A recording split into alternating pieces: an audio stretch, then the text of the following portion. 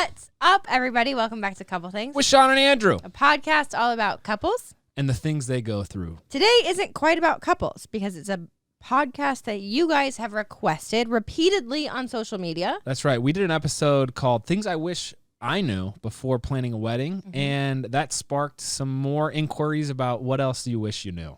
And the answer is quite a lot. But today we're going to be talking about things I wish I knew as a young adult. I feel like on Instagram, on TikTok, on Facebook, we have a lot of young single girls and guys who have requested this particular topic. And I've said multiple times, like, well, how do I even get to that stage of marriage, dating? How do I find someone? What do I need to do with myself before I'm ready for that phase of life? So this is our hot take on things I wish I knew as a young adult. How do you feel not being a young adult anymore? I am. Speaking to I am 16 forever. Speaking of, wait, who was it? We were with Michaela Skinner the other day, and she said, "You're 36, right?" And that was the first time I was like, I actually feel old. Do I look old? Like, that's when I questioned everything.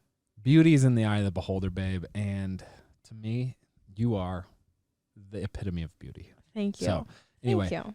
And you may be wondering, hey, look, this podcast is called Couple Things. Why are we talking about things I wish I knew as a young adult? Because we think it's important to touch on things that affect people as individuals, because that affects how you approach relationship. And that affects your relationship if you're in one. That's right. So before we jump into it, please give the show a rating and subscribe to it on whatever platform you're listening on. We're on YouTube, if you want to watch the video. We're on Spotify.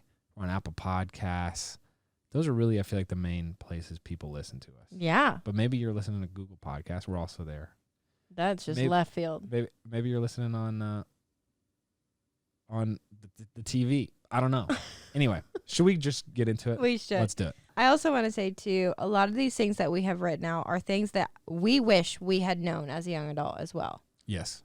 So it's not just us preaching advice, but things that we've learned over the years because we're so old that we'd like to pass on.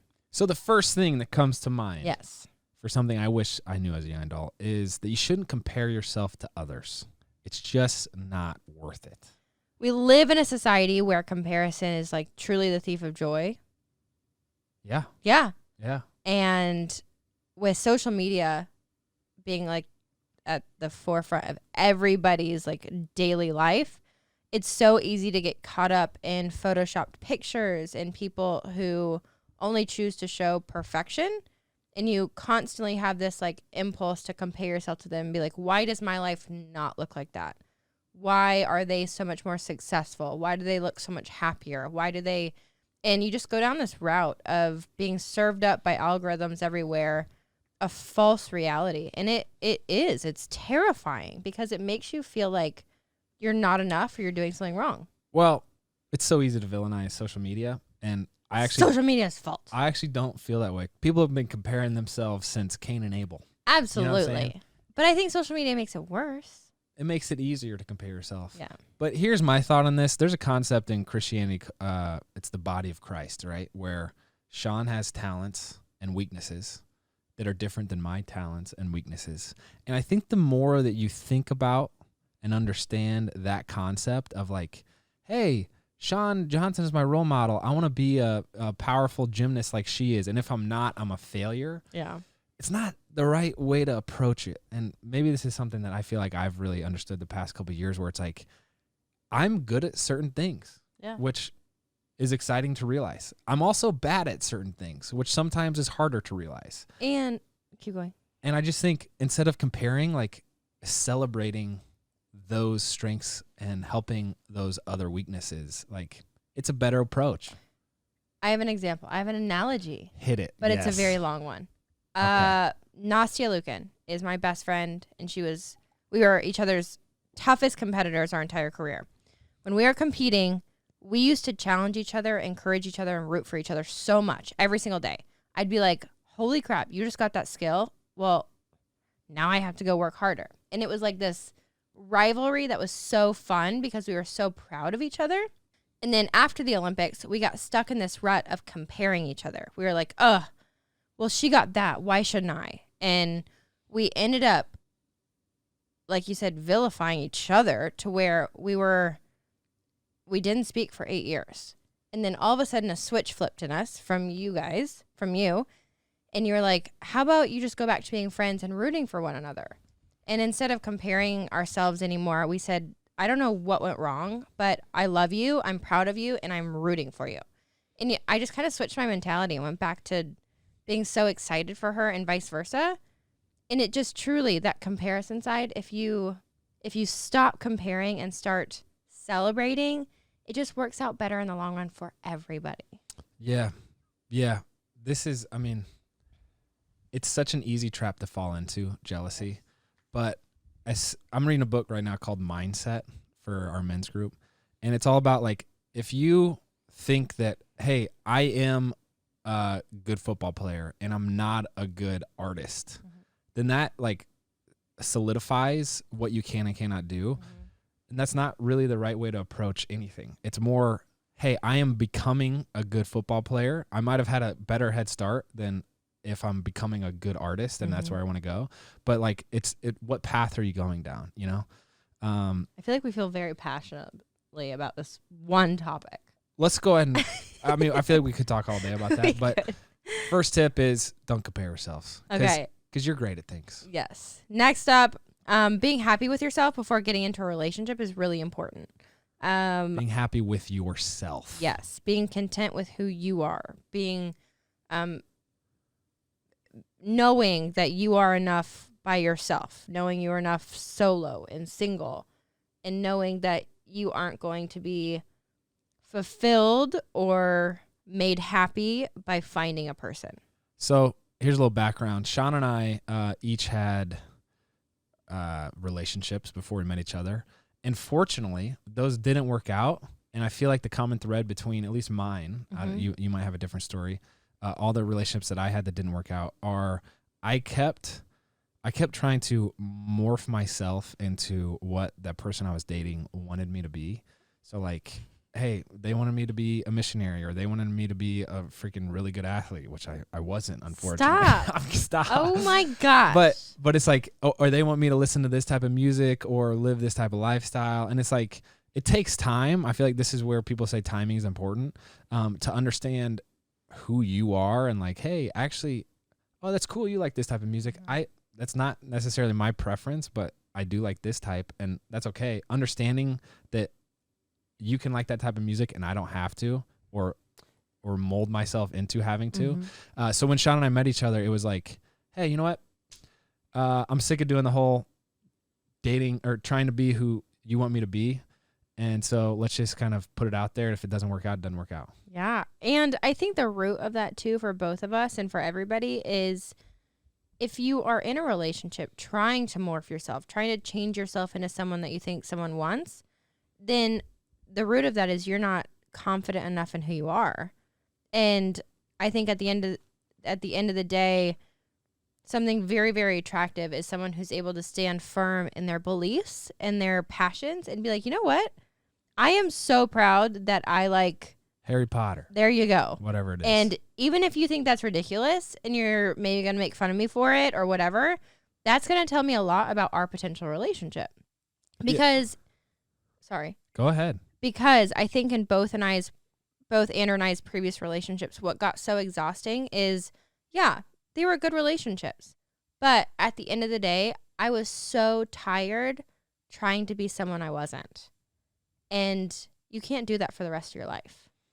I would say, like, if I'm thinking about levels to the game, level 1 is understanding, like, who you are and what your interests and preferences are. Level 2 is understanding that people have other preferences than you do, and being able to respectfully navigate the differences.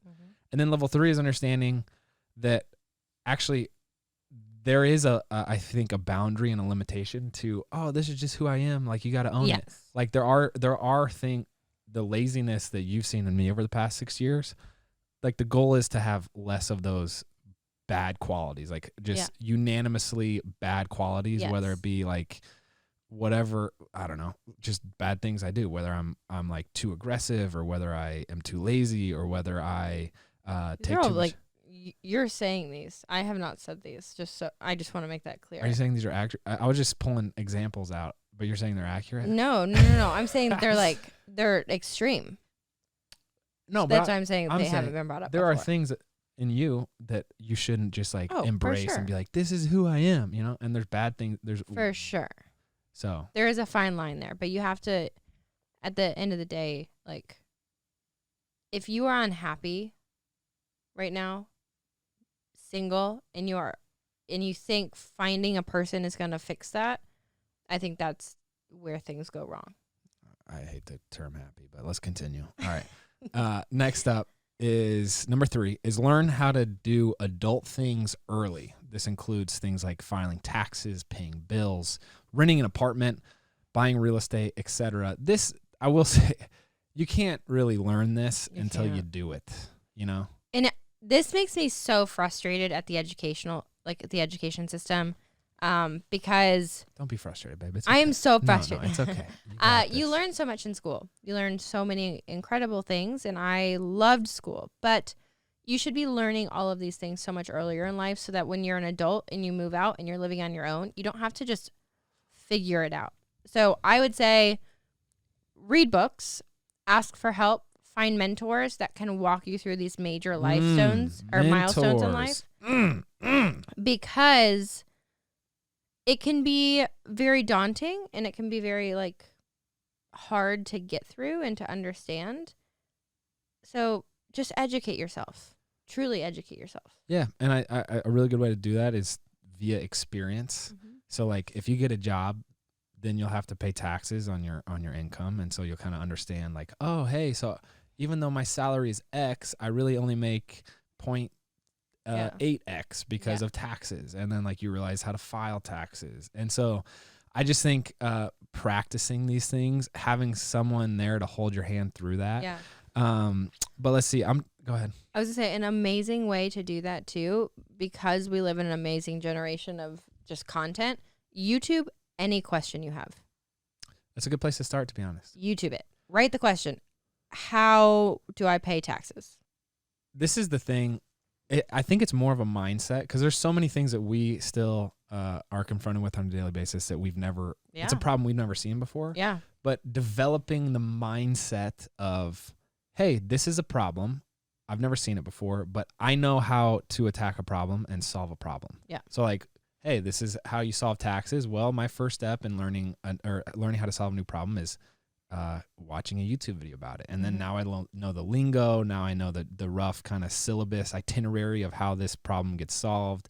And then you actually dig in and apply it to your specific situation. But a couple of things that I feel like helped us, actually, just tangible things. Like from a financial perspective, we started using Mint when we were about 20. And so that was like, you log all your accounts, and some people are comfortable with stuff like this. Some people aren't, but like you put your bank accounts, you put your bills, and it like really gives you a dashboard picture of, hey, this is how much I have coming in. This is how much I have going out. This bill is due X, Y, Z.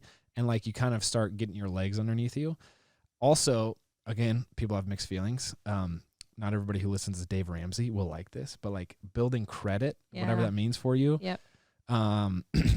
Like getting just a really low capped credit card, so that when you graduate from college or high school, you're able to go rent an apartment because you have a credit score and credit history. This is a whole different topic, but how would the Dave Ramsey goers go about building a credit score? No, building a credit score, like renting an apartment or getting a mortgage. Well, we could do a whole nother. Yeah. Yeah, they wouldn't. Do you want to walk down this path? I No. don't. Okay. We're going to move on to the next one. Anyway, yes. Anyways, educate yourself. Ask questions. And develop the mindset of, hey, I can figure this problem out. Yeah. Also, there's no stupid question. Let's just remember that. Yes. There's no stupid question. Okay, next one. Don't worry if your life looks different than you planned. So this is I think an easy one, but a hard one. I feel like so many of us spend so many years in school writing out what our life is going to look like. We're going to go to this school, or we're going to have this job, or we're going to make this much money. We're going to get married by this age. We're going to have kids at this age. The fun part of life is going down different routes that you never thought you were going to. and adapting as it changes, and like looking around at different points in life and be like, I never in a million years thought I would be here, but let's figure it out. Let's go with it because it's fun. We did a whole episode on core values, and I think this applies because the way something looks isn't as important as how you do something, right? So like I didn't know that I was going to marry you. The style of my life looks drastically different than if I married the previous girl I was dating. But the core values. How would that be, Andrew? Let's talk about exes. The core values that I'm living out are the same. You know what I'm saying? Yeah. So style doesn't matter, but the core values do. Mm-hmm. That's my hot take on that. Life changes so fast, and I think having like a loose grasp on the reins and being like just rolling with the punches could ultimately take you somewhere even better than you dreamed. You just gotta like. Shawn and I have been, parenting now for a little bit, and the one phrase we refer to when we're watching our kids like just be absolute minions, like Tasmanian devils, is this concept of like holding on loosely. Yeah. So it's like, hey, I'm controlling what I can control, and I'm putting my best foot forward, but it's probably not going to turn out like I think. Kid's probably going to like bump his head, and that's probably okay. But like hold on loosely. Yeah. Next up, we kind of referred to this, but make friends with people who are older and wiser than you, and find a mentor. This just, we could speak on this one for a long time. It's just that idea that if you have wiser people in your life than you're going to set a higher bar and a higher expectation for yourself. I think the picture develops quicker when you have a mentor. When I look back over the past 5 years, Dr. Axe, for me, has been a tremendous mentor. Before that, like growing up, my brother was a tremendous mentor. Just someone there who's walking down the path with you. I had agents who were amazing. I had trainers that were amazing. Jeanette Jenkins was a huge mentor in my life for a very long time. And so was Lindsay Anderson. Yeah. I think it's true what people say, like, nobody really knows what they're doing. Yeah. but mentors are someone who, like, there's someone who doesn't know what they're doing still, but they've been through what you don't know what you're going through, right? So, I mean, in every aspect of my life, I'm now looking for a mentor because of the drastic impact it has had on me and Shawn and our marriage and our kids, the whole thing. Question just to ask yourself and answer yourself if you're listening. This is my new favorite question to ask somebody is, outside of family, who are the 3 people who have had the largest influence on your life? Good or bad? Good or bad. I mean, yeah. And I say good or bad because there have been people who have come and gone in both of our lives that we've either kind of respectfully exited friendships with it was very difficult to like leave. But I say all of this, I'm rambling, because if you look at everybody in your life who has an impact on you or has a direct connection to you, you have to truly ask yourself, do they make you a better person or a worse person? And even if you are close friends with them, if you can, in your gut, answer the question and say, they might make me a worse person for whatever reason that is, then you should ask yourself if it's worth being in a relationship with them. And I'm not saying like dating, but like friends, whatever. Just to more clearly define, what do you mean by better and worse? I think like this is where we did a whole episode on goal setting and vision setting, but like, okay, this is what I want my life to look like in 20 years. Is this person helping me get there? Or are they actually like, hey, they gossip a lot and they're going to undermine all the rest of the relationships in my life? Or they're lazy and all we do is play video games or watch movies and we never actually do these adventures that I'm so eagerly wanting, or whatever it is. Like, or they push other people out of my life. Yeah. Whatever it is, just truly, even if it helps, like write it down. And something Andrew and I distinctly remember this one person who was in my life for a very, very long time. And it was the last one I had to kind of say goodbye to. But I remember just explaining to Andrew, everything's great, but it's just when I'm with them, I just feel like I'm stripped of like energy and joy and purpose. And I just get pulled down. And that weight felt very heavy on Andrew and I, and it felt very heavy on like just our relationship. So again, just reflect on every single person you have in your life. Yeah, I guess maybe this is I'm going to sneak this one in here. We didn't have it written down, but like having self-awareness. Yeah. And this is where journaling helps. This is where like praying helps. Taking a step back and evaluating your life and like thinking about, hey, I probably shouldn't watch as much TV as I do. I watched a lot of TV this past week, or I was on social media too much, or this person was a bad influence on my life. Like actually taking there's a stoic principle actually, like you're the audience member to your own life, and like evaluating that, and then also always honing in what you want that to look like. Also, last thing on mentors, I got caught up in this when I was 20. I would look at someone who was 40 and be like, oh man, I need to be as smart as they are, or have read as many books as they do, or have as much money as they do right now. And so I would like meet people who are older than me and not understand that like compound interest is a real concept in more things than just finance. And if you are working every day to become that person that you want to be, then like it's amazing how when you fast forward 5 years, 10 years, you will get there. Like you'll get, and it probably won't look how you exactly thought, but like you'll be closer at least.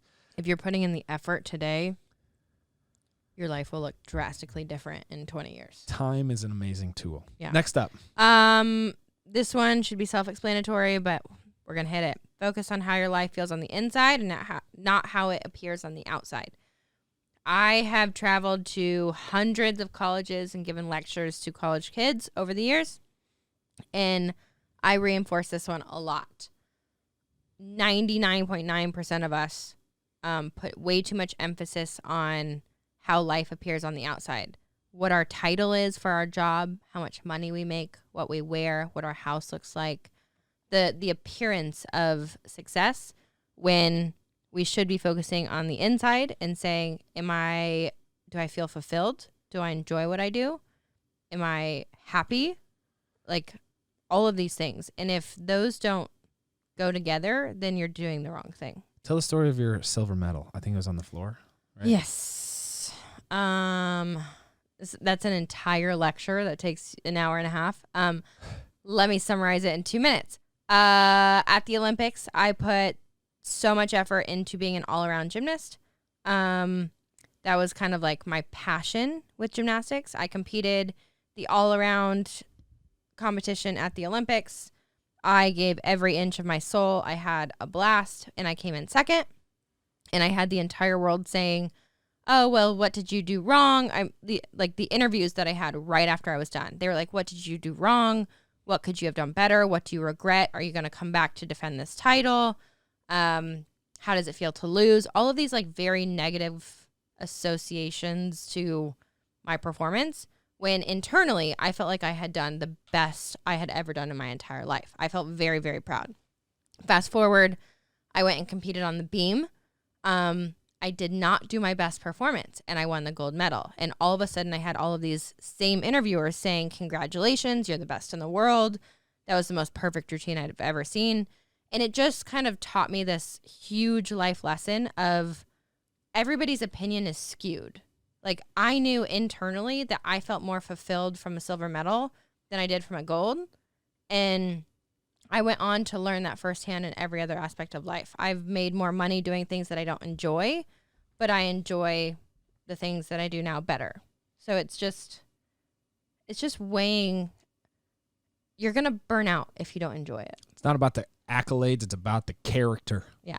And that goes for everything. That goes for what are you doing to your body to look a certain way so social media can like you better, quote unquote, like you better. What are you doing to draw more attention to you? Like, do the things that make you feel good on the inside, not just the outside. Which bridges us to the idea that your health is important and you shouldn't sacrifice it. This is something to be evaluated again, because people can take this way out of balance. Mm-hmm. But like, if you have low energy every day and you're just like, I don't know, it's dragging on you, start taking steps to maybe change that. Like maybe change your diet and hopefully it'll give you more energy, or maybe like a little exercise in the morning will give you more energy. I think we're probably more extreme on this than most people, but I do feel like when you feel self-conscious, cause whatever, like it's a drag on how you parent. It's a drag on how you're, a wife, you know what I'm saying? So your health will directly affect every single aspect of your life and every single aspect of your future. Every decision you make when it comes to your health will affect your future. And I don't mean that dramatically. That sounds pretty dramatic. I know. I do mean that. Every decision. I do mean that. I do. Can you unpack that? Because I'm a little, I'm being serious. Tell me how you feel about this. I mean, the most extreme version is if you make the unfortunate decisions of like going down the drug and alcohol and like all of those routes. Okay.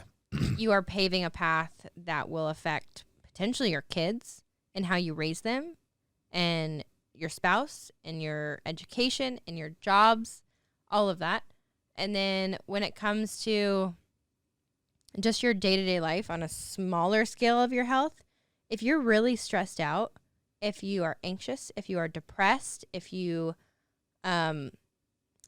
are like any of those things, it affects every aspect of your life. Your relationships are affected by it. Like just think of the last time you were grumpy with your mom or dad. Talking about 2 hours, like 2 hours ago with us. Yeah. Or with your girlfriend or your boyfriend or your roommate or whatever. You snap at them. You're angry with them. You think resentful thoughts. You're just not a happy person. Now compound that with if you aren't getting good sleep, if you are not taking care of your body, if you're eating poor foods, if you're drinking, if you're taking drugs, if you're doing all of these things, it just builds it and builds it and builds it and builds it to a point where it affects everything.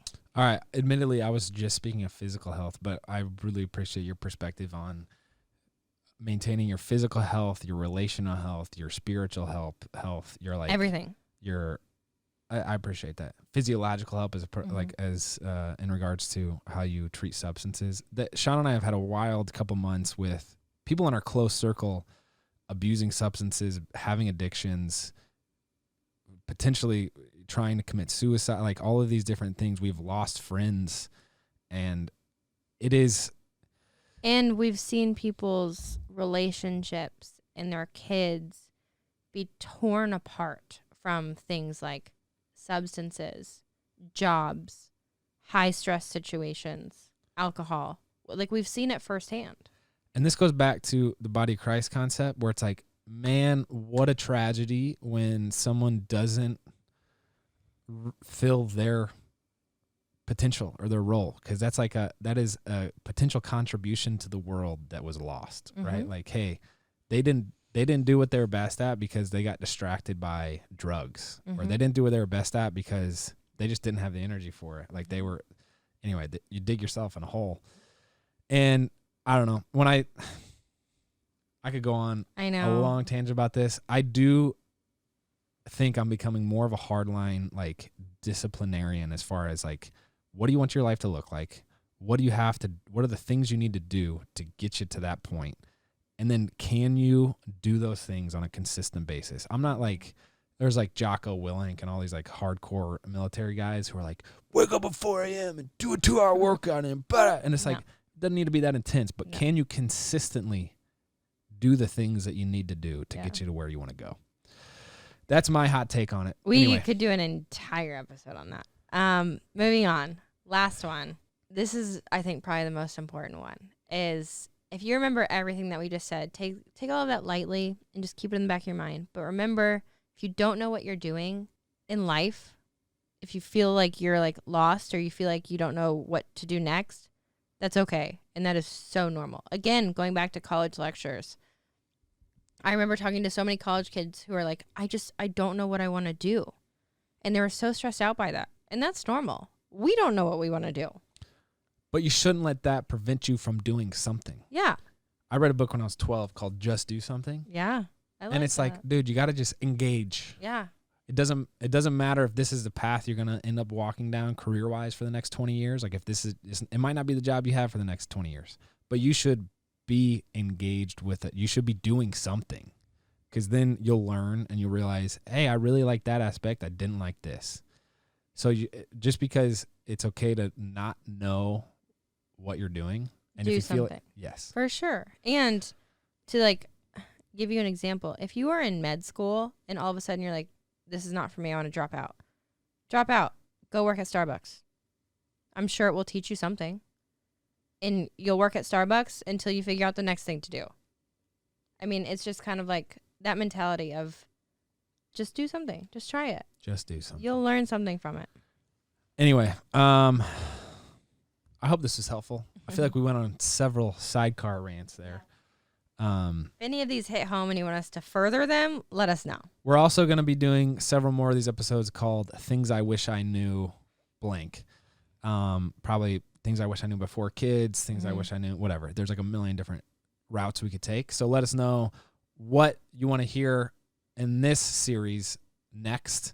And if you made it this far, we have a favor to ask. Please subscribe to the show, give it a rating. And I enjoyed this one with you, babe. Me too. Not going to lie, we had a bit of a rough morning coming back from our international travels. We're all tired, and Shawn and I don't necessarily thrive when we're sleeping. We also are, this sounds so ridiculous. Our coffee machine was broken. And we really, really wanted coffee this morning. So anyway, in case all of this made you think that we're not petty, you're wrong. Shawn and I can still be incredibly petty. Yes. But that's all we have. I'm Andrew. I'm Shawn. We're the East fam.